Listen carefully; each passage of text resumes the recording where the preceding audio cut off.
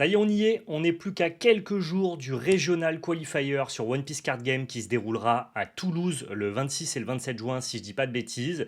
J'ai enfin choisi mon deck et donc je voulais vous partager un petit peu ce cheminement-là dans la vidéo et vous débriefer un petit tournoi local que j'ai fait il y a quelques jours. L'occasion pour moi de revenir sur mon processus pour choisir mon deck et ensuite vous donner quelques insights sur ce deck-là. Merci d'avance à tous ceux qui regarderont cette vidéo. N'hésitez pas à laisser votre meilleur pouce bleu, à partager dans l'espace commentaire et à dérouler la description. Vous pourrez nous rejoindre sur tous nos différents réseaux sociaux. Instagram pour la partie collection, labellecarte.fr si jamais vous avez des achats multi-TCG à faire. Et vous trouverez également nos partenaires dans cette description. Card Nexus et Gamegenic qui nous accompagnent pour l'année 2026. Un énorme big up à eux. J'espère que le régional se passera bien pour vous si jamais vous y participez. Et dans le cas contraire, j'espère que ce type de vidéo vous donnera envie justement de passer le cap et de vous inscrire à un régional de One Piece. Allez, je vous fais pas plus patienter, on passe tout de suite à la vidéo. Bon visionnage. Je rappelle la chronologie des faits. Il y a quelques mois, j'ai décidé de m'inscrire à mon premier régional sur Toulouse de One Piece Card Game. C'est le plus haut niveau de compétition auquel tu peux participer en open sans avoir besoin de te qualifier. C'est des milliers de joueurs qui se réunissent au même endroit pour espérer faire un top. Je crois que c'est top 32 pour se qualifier au tournoi européen. Top 64 pour avoir des lots très très intéressants, notamment là la top 64 price card de Boa Hancock qui se monnaie déjà très très cher. C'est une carte magnifique. Et donc j'ai décidé de m'inscrire à ce tournoi-là, non pas pour prétendre à un résultat, parce qu'évidemment je joue à One Piece de manière peut-être trop sporadique, en tout cas isolée, pour prétendre à faire partie des 64 meilleurs joueurs du tournoi, mais pour voir un petit peu justement quel est le niveau de jeu, quel est euh, le niveau de la compétition, quel est le niveau de jeu requis pour pouvoir faire un résultat à cet événement-là. J'étais très curieux de ça, j'avais très envie, en ce moment je joue beaucoup à One Piece et j'avais très envie d'aller faire une grosse compétition. Donc j'ai décidé de m'inscrire. Sauf que plutôt que de venir un peu les mains dans les poches en poussant les cartes pour prendre mon 0,8 et rentrer chez moi, je me suis dit, ok, quitte à t'inscrire à un tournoi très compétitif, ça fait longtemps que tu fais pas de tournoi très compétitif, mais quand même, entre guillemets, les efforts nécessaires pour pouvoir prétendre à faire un résultat décent, ou en tout cas mets toutes les chances de ton côté d'avoir le droit de rêver à un top 64. Parce que top 64, c'est vraiment ce pourquoi tu te déplaces, c'est un peu l'objectif à atteindre pour tous les joueurs. Alors, pour les très bons joueurs, l'objectif à atteindre, c'est le top 8 ou plus. Mais pour un peu le tout venant, le joueur qui n'est pas professionnel, qui ne fait pas ça de son quotidien, je pense que le top 64, c'est vraiment le Graal à atteindre. Et je me suis dit, bon, bah ok, je vais m'entraîner en conséquence.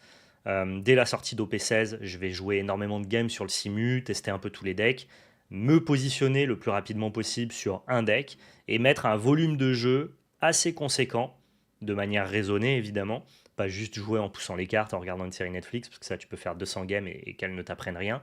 Non, vraiment bien jouer au jeu pour pouvoir justement arriver sur ce régional si ce n'est aussi compétent que les meilleurs joueurs, en tout cas avec un volume de jeu qui me permet de savoir exactement ce que je veux faire lors de ce tournoi.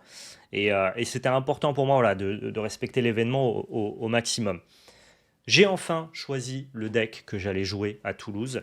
J'ai choisi ce deck-là il y a environ 3-4 jours, donc à une semaine et demie du tournoi. J'ai eu le temps de tester quand même pas mal de decks pour pouvoir finaliser mon choix.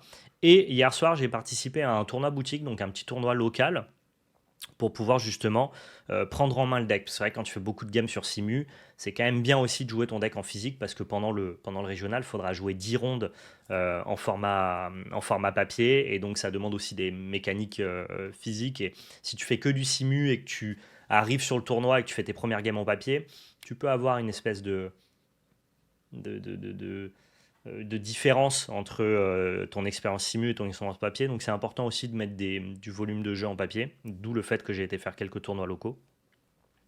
Et donc je pense que ça peut être intéressant de vous débriefer tout en présentant mon nouveau deck, en tout cas celui que je vais jouer pour ce régional, de vous débriefer ce petit tournoi. Euh, Mon objectif c'est top 64. Il y a très peu de chances que ça arrive. Pour vous donner un ordre d'idée, faudrait, dans l'idéal, sur 10 rondes, c'est 10 rondes le jour 1, il faudrait faire 8-2, donc 8 victoires pour seulement 2 défaites. C'est très difficile de faire 8-2 sur un jeu qui est en BO1 avec des match-ups très polarisés. Ça demande de ne louper aucun match-up favorable et d'essayer de gratter certains match-up défavorables. Tu n'as pas le droit à l'erreur. Donc ça demande quand même un vrai volume de jeu et une connaissance du méta. Euh, on sera dans un méta qui est un peu flou parce que c'est la sortie d'OP16. Il y aura eu un seul régional qui se jouera ce week-end au Mexique pour pouvoir avoir de la data sur quels sont les meilleurs decks. Donc là, moi, j'ai choisi mon deck. Pas dans le flou, mais en tout cas sans vraiment savoir à quoi ressemblera le metagame final. On peut que présupposer, quoi. Et donc, ça veut dire que je ne sais pas si j'aurai plus de bons ou de mauvais match-up dans le field sur la ligne de départ. Mais j'estime avoir fait le travail nécessaire pour choisir un bon deck qui me fera plaisir à jouer et en ayant mis un nombre de games qui me semble correct pour pouvoir prétendre à faire un résultat intéressant. Alors encore une fois, euh, faire 8-2 sur un régional, c'est pas que du niveau de jeu, il faut aussi de la chance. Sauf que si t'as pas le niveau de jeu et le volume de jeu prérequis, tu ne seras pas en capacité de convertir la chance que tu as. Moi, ce que je me suis dit, c'est ok, il faut dans tous les cas que j'ai de la chance parce que je ne suis pas du tout dans le top 64 des meilleurs joueurs de ce tournoi-là. Sauf que les 64 meilleurs joueurs de ce tournoi-là, tous ne feront pas top 64 parce que certains n'auront pas la chance nécessaire pour le faire. Donc moi, je me dis ok, je ne fais pas partie des 64 meilleurs joueurs d'Europe de One Piece, ça c'est sûr et certain. Par contre, si j'ai de la chance sur ce tournoi-là, il faut que j'ai un niveau de jeu adéquat qui me permette de convertir cette chance-là. Et donc, ce que je fais en ce moment, je m'astreins autant que faire se peut, j'y arrive pas forcément tous les jours, mais j'essaye de faire 10 games sur le simu en ranked classé tous les jours. Ça vous paraît pas beaucoup, ça prend quand même entre 2 et 3 heures euh, selon la longueur des games par jour. Et je me dis, ok, si je fais 10 games par jour sur le simu, et qu'à peu près tous les jours j'arrive à faire un résultat proche de 8-2 ou mieux, et ben je me dis que ça me fera déjà un volume de game entre les 150 et les 200 games en arrivant au régional, ce qui est un volume de game assez conséquent. Et surtout si tu fais 8-2 tous les jours ou mieux, et que tu arrives au régional, tu te dis bah ok, c'est juste un jour de plus où je dois faire 8-2. Et je l'ai déjà fait plein de fois. Donc c'est un peu la méthode que j'ai choisi d'appliquer pour m'entraîner. J'ai pas la chance d'avoir un groupe de test. J'ai personne qui se déplace à Toulouse dans les joueurs locaux qui sont près de chez moi, donc je peux pas m'entraîner de manière optimale avec un volume de jeu peut-être moindre, mais qui aurait un retour sur investissement beaucoup plus intéressant, beaucoup plus pointu.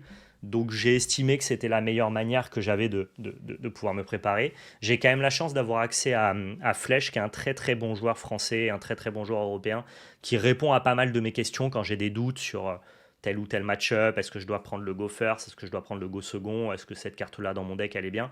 J'ai la chance qu'il puisse répondre à mes questions assez régulièrement, donc ça me permet quand même aussi d'avoir des espèces de petits points d'étape et de checkpoints pour savoir si je fais les choses convenablement. Mais globalement, voilà, c'est la méthode que j'ai décidé d'appliquer, c'est d'essayer de faire 8-2 tous les jours. Alors, c'est pas forcément le cas, hein. Des fois j'ai fait 8-2, des fois j'ai fait 7-3, des fois j'ai fait genre 4-6, tu vois. Mais je me dis que si j'arrive à être le plus régulier possible là-dessus, bah, ça sera juste une espèce de redite à faire le jour J.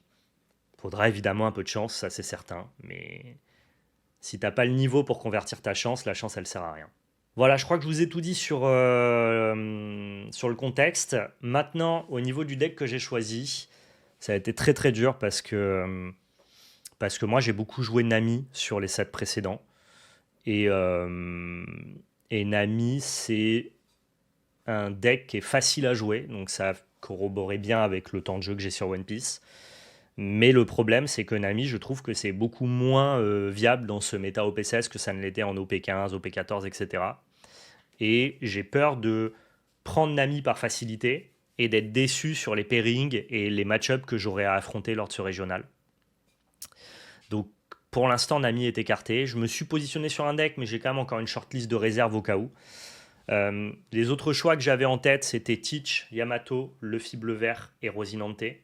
Pendant très longtemps, j'ai cru que j'allais jouer Rosinante parce que je trouve que c'est un peu le nouveau Nami, c'est-à-dire c'est le nouveau deck jaune à tout faire, qui a globalement plein de bons match-up, aucun match-up vraiment exécrable. Euh, sauf que j'ai pas un feeling de fou avec le deck. Je me suis refusé de jouer Teach parce que ça fitait pas du tout avec mes envies de gameplay et j'ai quand même envie de prendre du plaisir et m'amuser.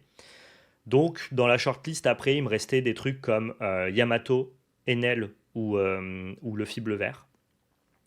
Yamato est un deck facile à jouer, qui m'a beaucoup amusé à la sortie du set. C'est d'ailleurs le deck que j'ai le plus joué à la sortie du set, mais qui propose, je trouve, des mathématiques trop simplistes. En fait, c'est un deck qui est étroit, qui a aucune gestion de board, qui fait toujours la même chose, qui a pas de plan B, qui va taper X fois à 6000 et X fois à 8000. Et c'est trop simple, en fait, de battre le jeu, de prendre en compte ces mathématiques et de l'arrêter. Typiquement, un leader à 7000 en base défensive, comme je sais pas, les decks Shanks ou les decks Nami, c'est trop facile de battre Yamato avec ces decks-là. Donc, de par la rigidité et l'absence de plan B, et puis la simplicité du gameplay, j'ai décidé de 10 bis Yamato. Je me suis dit que j'avais le temps quand même de mettre un certain volume de game et que je pouvais m'attacher à jouer un deck plus complexe.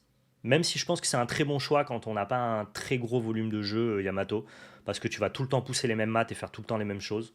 Donc ça peut être, je pense qu'on va en affronter plein. Il me restait Enel ou le Fible Vert.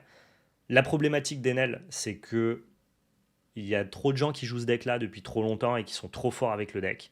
Et je pense que c'est le deck qui a le sommet de la montagne le plus haut de One Piece. Donc qui te demande de gravir le plus d'étapes et qui te demande d'avoir un niveau technique quand même vraiment très élevé. Et je pense que typiquement, si je partais sur NL, j'aurais un niveau de jeu bien inférieur que les meilleurs joueurs qui sont déjà sur le deck. Donc déjà, ça me réussirait pas du tout dans les mirrors, parce que One Piece, c'est pas un jeu de sortie, c'est vraiment un jeu de skill, quoi. Tu fais à peu près tout le temps la même chose, tu peux pas trop brick, c'est rare en tout cas. Donc je crois qu'Enel n'était pas un bon choix pour le temps de jeu que j'avais à mettre, et surtout pour switcher sur ce deck-là au dernier moment. Ce qui fait que ça me positionne officiellement pour le régional de Toulouse sur le Fible Vert. Je vais vous partager du coup la decklist. Alors pourquoi le Fible Vert? C'est marrant parce que le Fible Vert, à l'inverse de Yamato, j'avais un feeling exécrable avec le deck. Je pensais même que c'était un mauvais deck. En fait, le Fible Vert, ça te donne la sensation d'être un aggro swarm de board où tu joues plein de crottes qui attaquent. Et du coup, ton oppo, il a juste à trade tes crottes avec ses Searcher drop 1 ou alors avec des attaques leader. Et ton deck, il fait plus rien. Et je me suis dit, putain, mais il est nul en fait ce deck. Sauf que j'avais pas compris. Et quand j'avais demandé à Flèche ce qu'il pensait du deck, lui il m'a dit, bah moi je trouve ça fort le Fible Vert, je trouve que c'est un très bon deck. Je me suis dit, ok, comment un joueur aussi compétent et compétitif que Flèche peut me dire que le Fible Vert est un bon deck alors que moi j'ai l'impression que c'est juste écrasé au sol, quoi. Et donc j'ai repris le deck et je me suis dit, si il y a des gens qui pensent que ce deck est fort, c'est que c'est peut-être moi qui n'ai pas compris. Des gens que j'estime plus fort que moi. C'est que c'est peut-être moi qui n'ai pas compris. Et j'ai repris le deck et j'ai essayé de le jouer de manière plus mid-range dynamique, en économisant mes ressources, de manière contre-intuitive, n'attaquant pas avec mon board, cherchant plus la construction du board et la protection de mes cartes, tout en cyclant ma main, quitte à jouer des doublons de cartes sur le board pour pouvoir avoir des personnages détapés et toujours penser à la seconde vague et à la seconde attaque. Et en fait, en jouant comme ça, j'ai commencé à, gagner sur le simu, mais à gagner de manière très significative par rapport aux gains que j'avais avec Rosinante ou Nami par exemple. J'ai commencé à entreapercevoir la possibilité que ce deck-là soit sous-coté, mal positionné dans les tier lists et joué par des joueurs peut-être pas très compétents sur le simu, ce qui fait que son win rate reflétait pas tellement la qualité du deck. Et donc j'en suis venu à penser que en fait le Fible Vert était probablement bien meilleur que ce que les gens pensaient du deck. Et en fait, ça commence à se voir. Toutes les tier lists qui sortent là depuis 1 ou 2 jours commencent à mettre le Fible Vert en tier 1. Le win rate sur le simu, qui était de 47 ou 48%, vient de passer à 52,1%. Je crois que c'est un peu le deck caché de cette OP16, là où Yamato était beaucoup plus obvious, Teach aussi. Je crois qu'on est en train de se rendre compte que le Fible Vert est peut-être le meilleur deck d'OP16.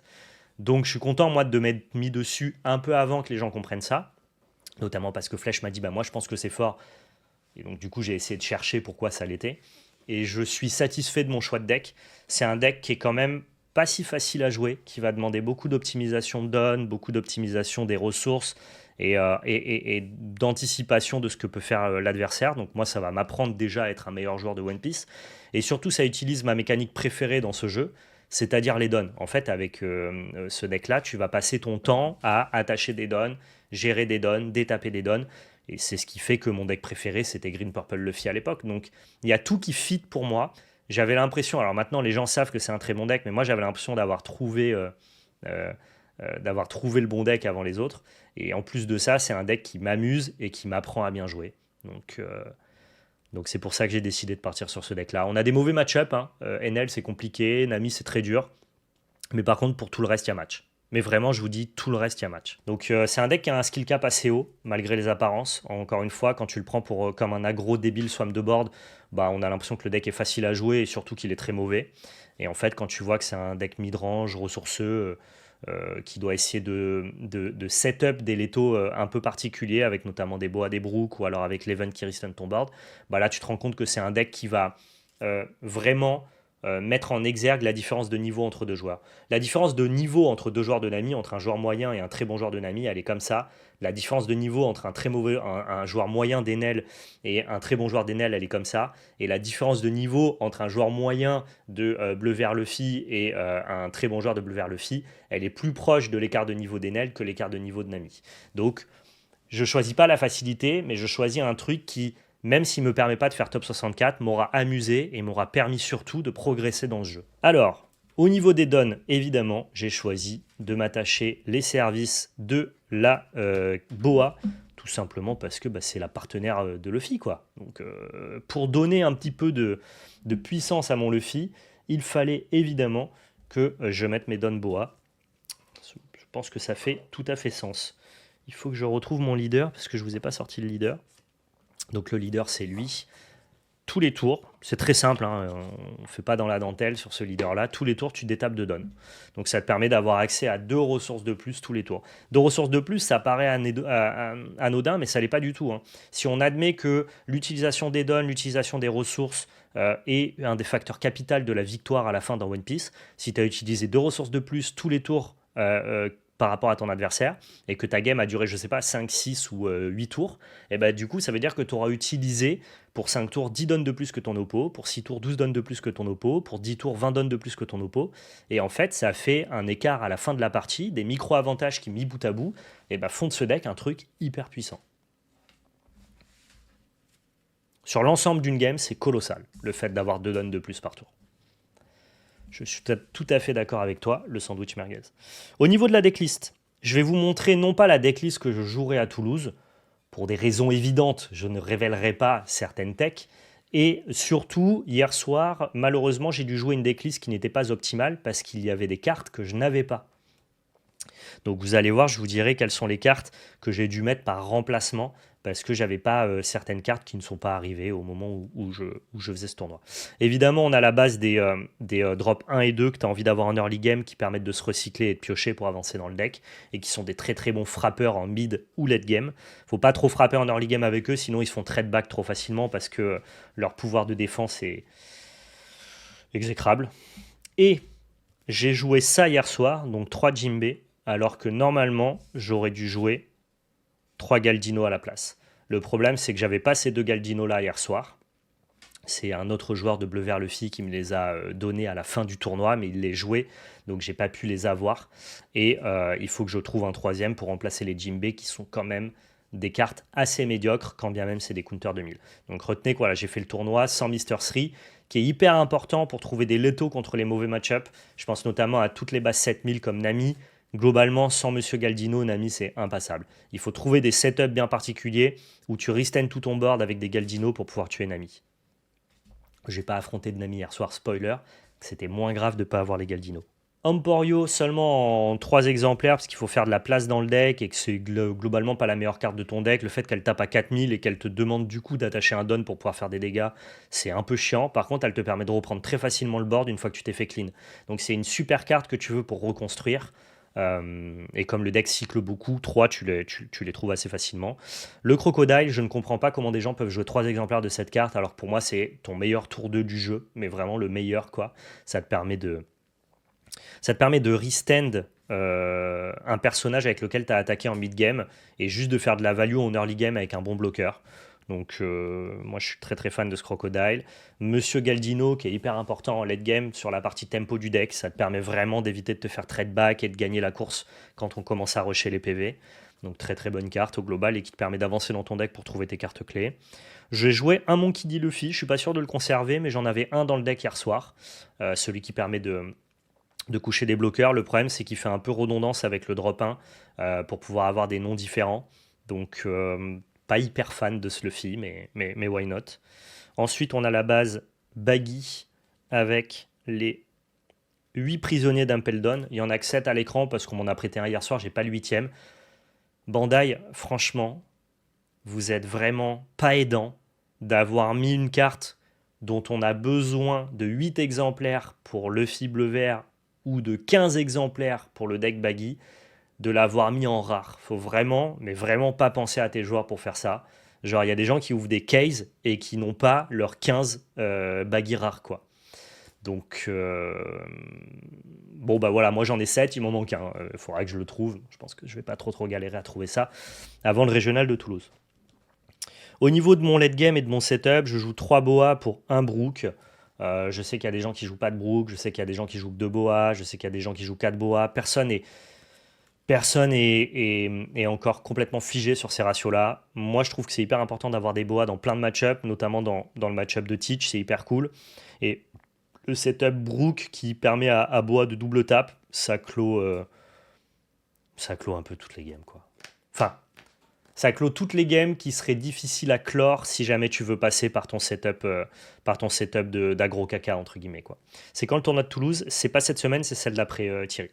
Évidemment, 3 event restand, c'est ce qui nous permet de trouver des setups létaux et d'aller chercher un adversaire qui a 8 cartes en main, 2 bloqueurs et 2 PV. Mais bon, quand tu tapes 12 fois dans le même tour, même si tu tapes qu'à 6000, généralement ça tue. Il faut vraiment il faut vraiment faire très très attention, évidemment, de pouvoir trouver ton setup létal, c'est-à-dire en protégeant ton board, en évitant les trade back et compagnie. Mais là où je pensais que la carte allait être très difficile à faire fonctionner, tu te retrouves en fait quasiment toutes les games à tuer avec. En fait, ce deck-là, quand tu gères bien tes ressources, que tu n'attaques pas comme un imbécile et que tu protèges ton board, c'est hyper simple de jouer cet event-là en late game. C'est trop dur pour ton adversaire de prendre tous les trades sur le board et de tourner autour de cette carte-là. Et il y a la double punition pour moi qui vient comme un second rideau, c'est que si jamais tu prends en compte cette carte-là, que ton oppo il commence à trade ton board, notamment des Rosinante, avec notamment ses bloqueurs, donc il l'engage du board pour aller trade ton board, et ben dans ce cas-là, tu le punis avec Electrical Luna, qui, je ne comprends pas que des joueurs ne jouent pas cette carte dans le Luffy. C'est pour moi la meilleure carte du deck et ça te permet notamment d'avoir un match-up positif contre Rosinante. Donc tous ceux qui ont un match-up négatif contre Rosinante avec bleu vert Luffy, vous avez un match-up négatif parce que je ne jouez pas Electrical Luna. Electrical Luna, ça met des situations d'échec et mat à ton adversaire. Ça met des situations d'échec et mat à ton adversaire. C'est genre, je tape avec tout, restand tout mon board, je retape, tu engages tes bloqueurs ou t'es mort, ok, t'engages tes bloqueurs, Electrical Luna, je te tuerai le tour d'après. Genre, ce setup d'échec et mat là, c'est ce que ton deck fait de plus puissant. Donc je vous en supplie, la team, jouez des Electrical Luna, ça me semble vraiment bien. Et dernier event, j'aime bien cette carte-là pour l'instant, c'est pas dit que ça reste, mais ça te permet dans des situations un peu complexes d'engager les 2 bloqueurs de ton oppo et de Luna derrière son board, ce qui t'a permis de faire un freeze actif, quand bien même ton adversaire a décidé d'être très passif. Vous les voyez, ces joueurs qui veulent vous starve, qui veulent pas vous attaquer, qui veulent pas engager ses bloqueurs et qui veulent juste tempo la game au maximum. Bon, bah ça permet de débloquer ce genre de situation-là. Je suis pas sûr du nombre d'events, je suis pas sûr qu'il faille 3 events de setup létaux, peut-être qu'il en faut que 2, je suis pas sûr qu'il faille 3 Luna, peut-être qu'il en faut que 2, je suis pas sûr qu'il faille jouer cette carte-là. Globalement, tout est à définir pour l'instant. Là, je vous montre juste la decklist que j'ai jouée hier soir. Niveau feeling et sensation, c'était génial. Je me suis trop amusé. Déjà, faut le dire, je suis content parce que le deck avec lequel je vais à Toulouse, je sais que même si je fais pas un bon résultat, je vais m'amuser. Je vais jouer à One Piece avec un deck qui me plaît. Et ça, c'était trop cool. L'event à 1 de Luffy fait mieux que Luna. Je ne relate pas cette idée-là. Je suis pas d'accord. Avec l'expérience, j'ai viré les Luna, je préfère le Luffy. Je suis pas d'accord avec ça. Genre, Rosinante, ça fait pas assez de lui freeze de personnage. Rosinante qui a 5 bloqueurs sur le board, Si t'as pas Luna, tu passes pas. Alors, ce petit tournoi, première game, j'affronte un adversaire qui joue Brook, le Brook vert-noir, qui a un espèce de deck un peu combo, qui veut essayer de tanker, searcher des cartes, remplir sa trash, pour pouvoir te faire un big turn en late game, qui va te permettre d'attaquer X fois avec un gros personnage qui tape très très fort. En tout cas, avec des gros personnages qui tapent très très fort. Quand son leader a trash à cette carte, il va pouvoir détape des attaquants avec beaucoup de stats et donc te proposer de multiples grosses attaques. Le souci de ce leader-là, c'est qu'il fait ça dans un nombre de tours qui est assez éloigné par rapport à la vélocité de ce deck-là. Et donc, ce qui fait que cette première game, j'ai réussi à contraindre mon adversaire à devoir jeter sa main, bloquer et défendre assez rapidement pour que le moment où sa trash est pleine, son deck est vide et son combo de restand de multiples personnages ne puisse pas encore voir le jour. Donc c'est un peu ça le problème des decks qui sont trop mous, c'est que ce deck-là, le fil est puni parce que notre deck a quand même un potentiel d'agression assez élevé. Donc j'ai réussi à gagner ce premier match contre Brook, qui est un leader qui est plus fun que compétitif, mais qui a quand même genre son plan setup combo en late game, il est pas inévitable, mais il a une certaine inévitabilité. Donc si des gens sont un peu trop mous et lui laissent mettre en place son plan de jeu, je pense que ça peut faire des belles choses. Est-ce que c'est un deck qui est voué à être amélioré à l'avenir? C'est une base Mugiwara avec des bons searchers, avec une possibilité de faire beaucoup de mathématiques en late game. C'est peut-être un deck qui va se bonifier avec le temps, ce Brook. Je le connaissais pas très bien et ça m'a intrigué de l'affronter en tout cas. Pour Rosie, tu as la Boa 7. S'il arrive à tenir 5 bloqueurs, tu as lose. Mais la Boa 7, elle passe jamais contre Rosie. Moi, toutes les Boa 7, j'ai affronté Rosinante, je vais vous parler de la game de toute façon. Quand tu fais Boa 7, Rosinante, il fait OK, Sakazuki, Mamaragan, trade avec un drop 1. Ou alors il fait Sakazuki, Event Luffy, donne moins 2, trash ton 3000 ou moins. Genre, Boa 7 ne tient jamais un tour contre Rosinante. À aucun moment. Donc je crois pas que Boa 7 soit une win condition contre Rosinante. Je pense qu'il y a une win condition contre Teach, mais que c'est pas la win condition contre Rosinante. En tout cas, Rosinante a trop de manières de gérer cette Boa 7. Deuxième game, j'affronte justement Rosinante, on va pouvoir en parler. J'affronte Rosinante contre le collègue Patrick que j'embrasse s'il regarde cette vidéo, qui est un bon joueur et qui jouait un bon Rosie. Tu parles d'un monde où tu n'as pas ton setup baggy plus prisonnier. Bah, Sakazuki donne -1, -8000, event, trash boa, y a pas besoin. Enfin, ton bloqueur ne te sauve pas. Ton bloqueur ne te sauve pas de cette situation-là, More Time Please. Donc, non, moi j'insiste sur le fait que c'est pas la carte du match-up. La carte du match-up contre Rosinante, c'est ça. Mais encore une fois, je teste seul, je teste pas en team, mes impressions ne sont que des impressions, il n'y a aucune vérité absolue, ce que je te transmets c'est du partage d'expérience empirique, je peux me tromper. Je peux me tromper, mais d'expérience en tout cas, et j'ai fait beaucoup de games dans le simu, et hier soir ça m'a encore corroboré ça, je crois que malheureusement Boa n'est pas la solution, quoi. Du coup, Rosinante, bah, comme je le disais, c'est un match-up qui n'est pas évident si tu n'as pas certaines cartes clés, pour plein de raisons, parce que bah, déjà le deck il peut ramper assez facilement en early et imposer rapidement des bloqueurs sur le board, donc ta capacité d'agression marche pas très bien. En plus, il a beaucoup de searchers, donc des drop 1 2000 qui vont pouvoir trade tes crottes en early game si tu décides de mettre de la pression. Quand tes attaquants ils ont 0 de patates ou alors 1000 de patates, bah, si jamais tu décides d'attaquer, tu vas pas assumer le trade back parce que avec des searchers à 1, il va trade ton board, donc c'est un peu une catastrophe. Donc tu es obligé de trouver des setups pour tuer ton adversaire et pas juste lui prendre ses vies petit à petit.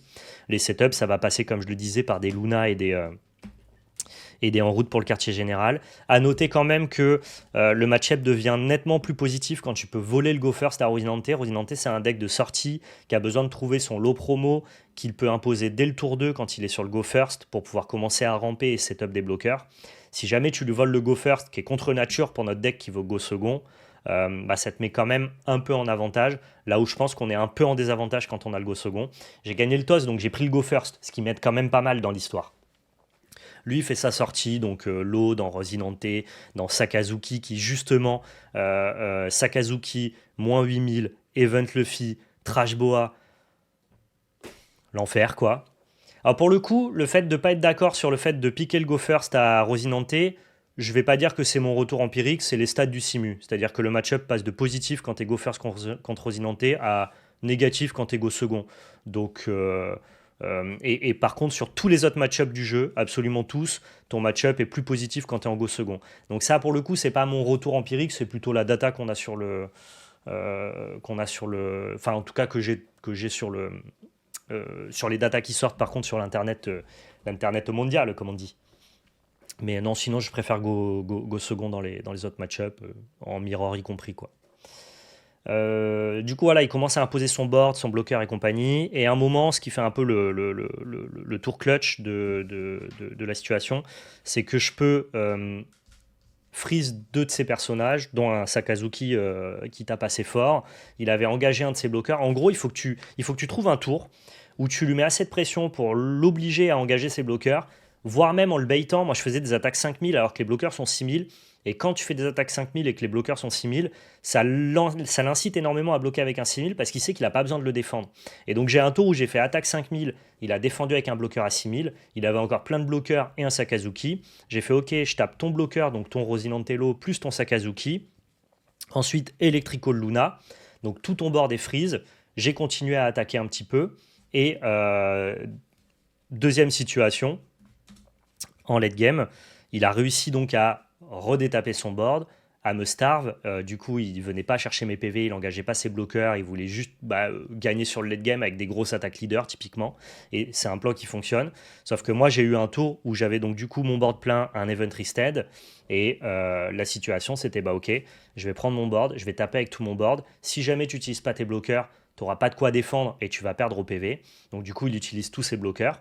Je fais l'event où je restand tout, je réattaque. Là, il est obligé du coup de mettre sa main plus ses bloqueurs. Et à la fin, j'utilise les 3 ressources que j'ai en rab pour Electrical Luna son board et le mettre en situation de échec et mat. En gros, si tu arrives à défendre mon setup de multi-attaque, dans tous les cas, ça sera en ta défaveur si jamais j'ai Luna dans la main. Donc c'est comme ça que je gagne cette game parce que j'ai trouvé deux Luna dans la partie et ça fait tout ça fait tout en fait. Contre Rosinante, c'est trop important. Il n'y a pas une carte de son deck qui prend pas Luna. Donc c'était vraiment bien. Vraiment l'association de ces deux cartes là contre Rosinante, c'est quasi échec et mat. Donc je suis à 2-0 dans le tournoi. Je vais affronter en troisième game un Luffy jaune. Je ne sais pas si vous voyez ce que c'est. C'est le Luffy jaune du dernier starter deck qui joue avec 6 PV et qui a que des triggers. Pardon. J'ai aucune idée du match-up. Je ne l'ai jamais affronté sur le simu. Donc je ne sais pas du tout ce que ça va donner. Je l'ai un peu appréhendé comme un match-up boa. Vous savez, les match-up boa, tu n'as pas trop envie de taper les PV parce que du coup, tu vas donner des triggers et tu vas permettre à ton adversaire de composer son board. Et en lui permettant de composer son board, tu vas lui donner des opportunités de venir t'agresser ou de te trade tes attaquants, quoi. Donc ma stratégie, elle a été assez simple, c'était ok, en early game, je tape pas, je lui donne pas de PV, même s'il en a 6, c'est pas grave, on les tombera plus tard. Je tape pas tant que j'ai pas un board conséquent, avec notamment des bloqueurs pour protéger mon board du trade back. Ça s'est plutôt bien passé parce qu'en plus mon oppo il avait rien à développer, genre typiquement sur son tour 5 down parce qu'il avait le go first, il m'a fait attaque 10 000 leaders, donc il a rien déposé sur 5 down, il m'a fait 10 000 leaders, bon bah 10 000 leaders j'ai juste tanké, mais ça veut dire que sur son tour 1 down, tour 3 down, tour 5 down, mon oppo, il a rien fait. Il a rien fait tour 1, il a fait 8000 leaders, 10 000 leaders. Moi, je lui ai donné aucun trigger, donc il n'avait pas de board. Et moi, pendant tout ce temps-là, j'ai établi un board avec des bloqueurs, avec un board qui était prêt au moment opportun pour jouer mon event Risten, tout le monde est tué. Et quand j'ai commencé, ce qui était encore plus difficile pour mon adversaire, c'est que quand j'ai commencé à taper enfin ses PV, une fois que mon board était composé, bah même là, il n'a pas eu tant de trigger. Genre, son premier PV, c'est un hogback, mais il n'avait pas de thriller back en trash, ce qui est genre hyper malchanceux. Ensuite, derrière, il a commencé à piocher des cartes qui n'avaient pas de trigger, ce qui est quand même une très petite partie de son deck. Et il n'a jamais pu rattraper l'avance que j'avais pris sur ce board, en fait. Au bout du moment où j'avais tout mon board qui était setup, plein de cartes en main, que chaque attaquant que j'envoyais, je pouvais le remplacer par une nouvelle copie. Typiquement, ce que tu fais plein de fois dans ce deck-là, c'est ok, je tape avec Dasbone, ton oppo il défend 6000, tu dis bon bah ok, forcément maintenant qu'il est engagé à 2000, mon oppo il va le trade back très facilement. Mais en fait, quand tu as du mana et quand tu as de la ressource, notamment parce que tu as un détap de don avec ton leader, bah, tu fais OK, je sacrifice Dasbone, je rejoins Dasbone, il est dégagé, il peut pas se faire trade back. Et en fait, quand tu fais ça pendant toute la game, que tu économises tes ressources, recycles ta main et protèges tes attaquants, bah, c'est très simple de faire 3, 4, 5 attaques 6000 tous les tours, tout en ayant le board protégé par des bloqueurs, tout en attaquant les PV de ton oppo. Et tu sais, tu la joues un peu à l'économie, en fait, comme un deck qui gratte petit à petit. Il n'y a pas ce côté hyper rush agressif. On prend pas les PV en early game, mais par contre, je vais te gratter, gratter, gratter, gratter, tout en pensant toujours à quelle est ma capacité d'attaque le tour d'après. C'est ce que j'adore avec ce deck-là, c'est il te demande toujours de voir un tour plus tard. Tu peux pas juste te dire, ok, je mets la max sur ce tour-ci et on voit ce qui se passe après. Jamais. Ce qui est trop important, c'est, ok, comment j'assume le tour prochain. Et le deck, en fait, te permet pas trop difficilement d'assumer le tour prochain. Donc là, ça s'est bien passé parce que bah, voilà, j'ai juste pas tapé les PV en early game, créé mon board, mon oppo a pas eu de bon trigger et voilà, ça s'est bien passé, tant mieux pour moi. Donc je suis à 3-0. Je vais donc du coup pouvoir participer à la finale contre mon adversaire qui joue Luffy, bleu-vert, mirror match.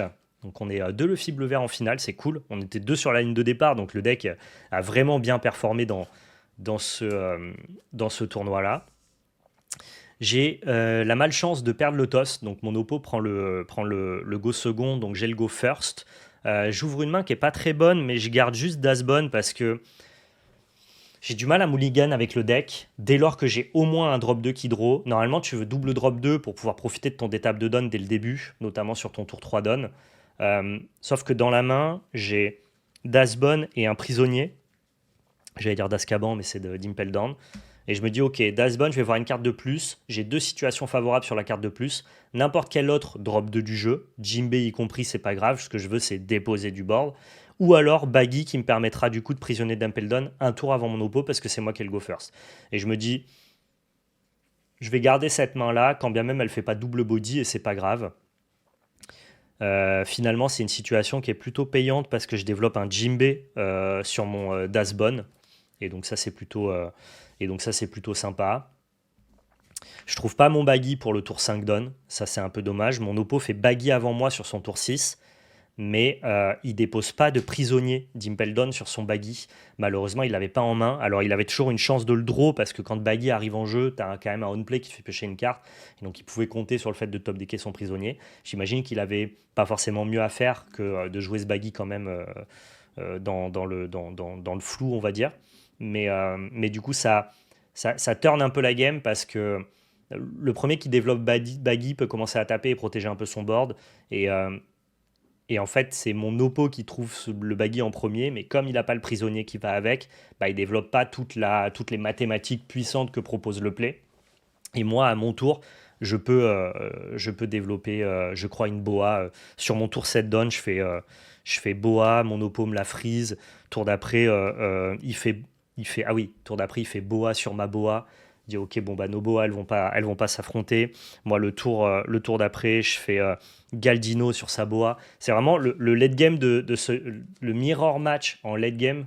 Il est trop marrant de le fible vert parce que tu veux juste tempo au maximum les gros attaquants qui de toute façon se feront pas trade back. En gros, une boa dans le deck, tu peux pas aller la chercher. Donc ce que tu veux, c'est juste l'empêcher d'attaquer ou alors te dire bon bah ok, elle je prendrai le PV de son attaque et le reste on l'ignore un peu. Et donc tout l'enjeu c'était d'essayer de temporiser les gros personnages de l'adversaire, gratter ce qu'on pouvait gratter avec des attaques leaders, faire un board qui était capable de tuer avec un setup restand, et essayer de trouver Electrical Luna pour freeze le board de mon oppo. Mon adversaire jouait pas de Luna, alors que moi je jouais Electrical Luna. Ça a fait la différence parce qu'en late game, sur des tours clutch, tempo, où on se renvoie la balle, où on se freeze les personnages les uns les autres, et où on essaye de gratter, bah, au bout d'un moment, moi je fais Luna, tu détapes pas, je sais pas moi, un Baggy, un prisonnier d'Impel Down. Et ça m'a donné la victoire. Ça s'est joué à un poil de cul hein, parce que je crois que j'ai fait une attaque pour létal qui échoue. Du coup, je garde un bloqueur. Mon oppo va au létal avec un setup Brook double boa quand j'ai 2 PV. Sauf qu'il fait une attaque 7000 en amont. J'ai plus que 2 cartes en main. Je défends avec un 2000 et un 1000. Du coup, je défends 8000. Du coup, derrière, sa double attaque de boa prend mes 2 PV mais ne me tue pas. Du coup, il est obligé sur sa dernière attaque boa de trade un crocodile à 6000. Et j'arrive à tuer, non pas avec un event restand, mais juste avec 4 cartes sur le board qui font juste un escalier de don et qui vont chercher mon oppo. Le dernier, mon oppo avait plus qu'un PV, donc il fallait que j'ai 2 attaques qui connectent sur 5 attaquants sans restand et sans attaque. Je crois que j'avais pas de boa sur le board, donc vraiment ça s'est joué à 1000 ou 2000 près, quoi. Mais c'est passé. Et j'ai trouvé ce match-up pour être trop intéressant. Ça a tellement été swingy. En fait, à chaque fois que quelqu'un prenait son tour, eh ben, il prenait l'avantage sur l'autre. Parce que quand tu prends ton tour, tu prends juste les trades que ton oppo t'a laissé. Tu essayes de friser les gros personnages de l'adversaire. Tu essayes de gratter des points de vie avec des attaques leaders. Et en fait, on passait d'un tour comme ça, de l'un à l'autre. Et tu te dis, putain, quand est-ce que je vais pouvoir réussir à tuer, quoi. Et à la fin, ça s'est bien passé pour moi, donc tant mieux. Je gagne le Mirror et je finis à 4-0.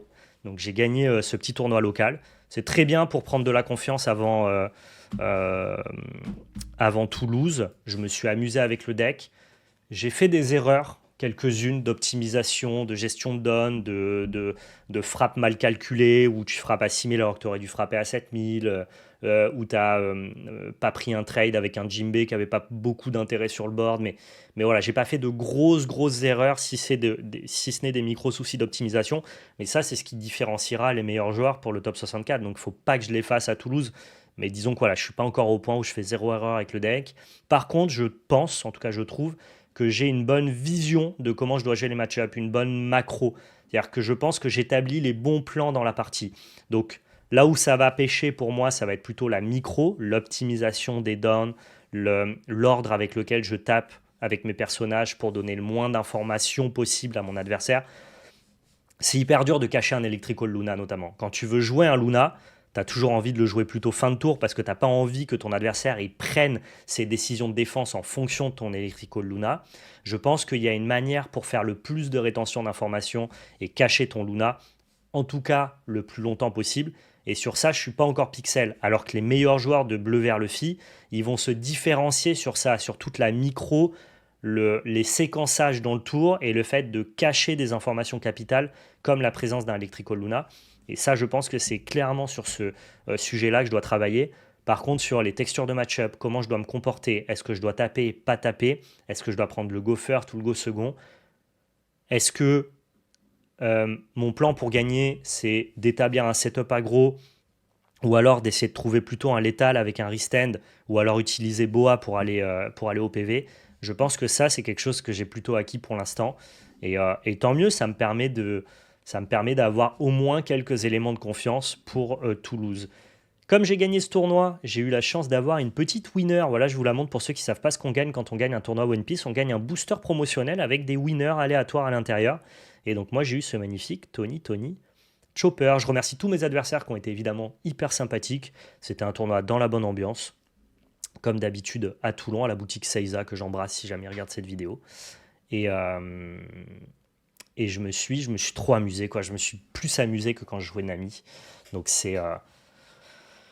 Quoi qu'il se passe à Toulouse, je repartirai gagnant parce que j'aurais vécu une belle aventure, une préparation qui m'a plu, j'ai pu faire plein de contenu et vous le partager sur Internet. Et en plus de ça, je sais que les games que j'aurai à jouer, même si elles se passent mal, j'aurais pris du plaisir.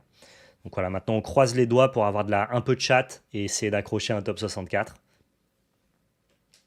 Il me reste une grosse semaine pour pouvoir tryhard et continuer à faire du simu. Je vais essayer de refaire un tournoi local pour avoir quand même des games en papier à mettre dans...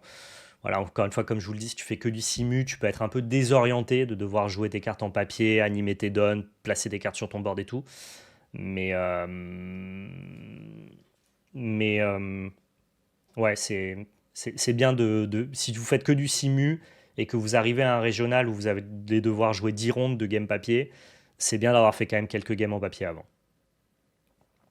Ça fait combien de temps que tu es sur One Piece maintenant, Val? J'ai commencé à tuer à l'époque de l'Orcana. Ça fait depuis OP6 que je joue de manière très casual, voilà, de temps à autre, sans beaucoup d'investissement, en faisant 2-3 games, quelques tournois à droite à gauche. Et ça fait depuis, on va dire, OP11, OP12 que je suis le jeu de manière compétitive.